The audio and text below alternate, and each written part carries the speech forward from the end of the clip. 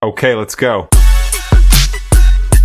Hello အားလုံးပဲမင်္ဂလာပါဒီနေ့မှာတော့ DR visa လုပ်ဖို့ပေါ့နော်လာအို travel vlog လေးပဲဖြစ်ပါတယ်ကားဂိတ်ကိုမသွားခင်ထမင်းရင်စားသွားပါရဲ့ကဲဒါလေးကတော့မိုးချစ်ကားဂိတ်ပဲဖြစ်ပါတယ်ဒီရဲ့နေရာကတော့တတိယထပ်မှာပေါ့နော်ကားလက်မှတ်ဝယ်ပြီးတော့တတိယထပ်မှာထိုင်ဆောင်နေရပဲဖြစ်ပါတယ်ကားကကျတော့6နာရီကျော်လောက်မှထွက်တာပေါ့နော်ညကားစီးရတာပါကားကအကြာကြီးစီးရမှာဆိုတော့ခေါင်းမမူအောင်လို့ရှူစီးလေးတော့ရပါတယ်ကားကကျတော့9နာရီကျော်လောက်ဆိုစိုက်ပြီးဆိုတော့အောက်ကိုပေါ့နော်အောက်ကိုသွားရမှာ 7-Eleven ကနှစ်ခုရှိရပေါ့နော်နောက်ဆုံး 7-Eleven ရဲ့အရှိတက်တက်ကိုသွားလိုက်ပြီဆိုရင်ဒီရဲ့ဂိတ်ကိုတွေ့ပါလိမ့်မယ်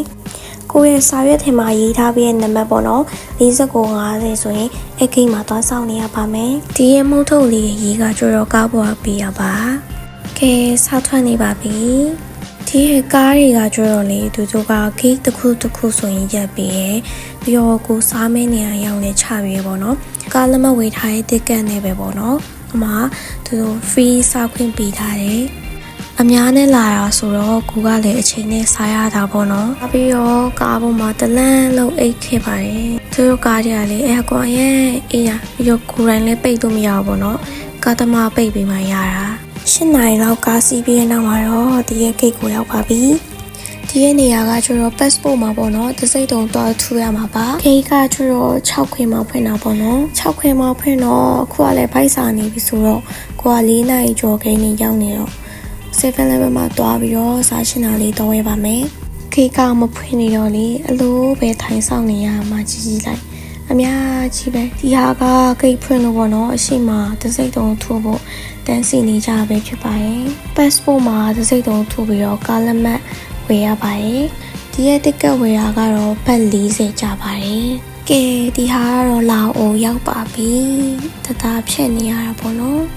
လာအိုမှာလည်းတစ်ခါဂိတ်ဖြတ်ဖို့ဆိုပြီးသူတို့